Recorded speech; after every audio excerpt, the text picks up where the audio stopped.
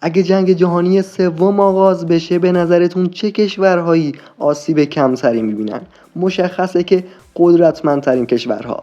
در ادامه با هم 10 تا از قدرتمندترین کشورهای دنیا رو میبینیم. به نظرتون ایران هم جزو این 10 کشور پرقدرت دنیاست؟ برای فهمیدنش با ما همراه باشین. شماره 10 ترکیه. کشور ترکیه با جمعیت 85 میلیون نفری خودش نیروی زمینی بزرگی داره.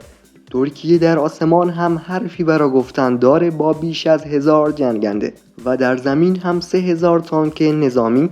ترکیه در رتبه 10 کشور قدرتمند دنیاست. شماره 9 ایتالیا. این کشور با جمعیت 60 میلیون نفری خودش ارتش بزرگی داره و در زمینه سلاح‌های مدرن هم فعاله با داشتن 700 جنگنده در رتبه 9 پرقدرت‌ترین کشورهای دنیا قرار داره. شماره 8 کره جنوبی. کره جنوبی با جمعیتی نظیر 51 میلیون نفر نیروی زمینی بسیار قوی که 1000 تانک در اختیار دارن و در آسمان 1200 جنگنده پیشرفته دارن و در رتبه 8 دنیا قرار دارن. شماره 7 ژاپن.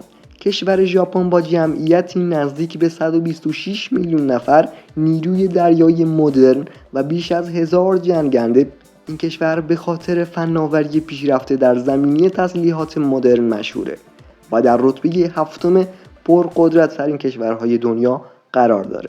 شماره 6 فرانسه. این کشور با جمعیتی حدود 67 میلیون نفر دارای نیروی هوایی قوی و تسلیحات هسته‌ای مدرن، دارای یک کشتی هواپیمابر و بیش از 1000 جنگنده و در رتبه 6 دنیا قرار داره. رسیدیم به 5 کشور قدرتمند دنیا. به نظرتون ایران هم جزوشون هست؟ برای فهمیدنش با ما همراه باشین. شماره 5 بریتانیا.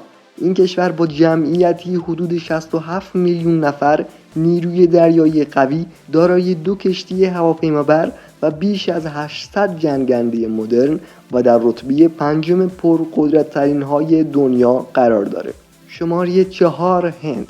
کشور هند با جمعیتی نزدیک به 1.5 میلیارد نفر نیروی هوایی قوی با بیش از 2500 جنگنده و دارای ارتش 1.5 میلیون نفری و در رتبه 4 پرقدرت‌ترین های دنیا قرار داره. شماره 3 روسیه. روس‌ها با جمعیتی حدود 144 میلیون نفر و نیروی بسیار قدرتمند دارای بیش از 4000 تانک و 1000 جنگنده و دارای تسلیحات هسته‌ای و در رتبه 3 پرقدرت‌ترین های دنیا قرار داره. شماره 2 چین. چین با جمعیتی حدود 1.5 میلیارد نفر و ارتش بیش از 2 میلیون نفر یکی از رقبای اصلی آمریکا به حساب میاد. چین در سالهای اخیر بودجه نظامی خودش رو چندین برابر کرده و دارای 3000 تانک و 300 جنگنده مدرن و در رتبه 2 پرقدرت‌ترین های دنیا قرار داره که در این سالها رشد بسیاری داشته.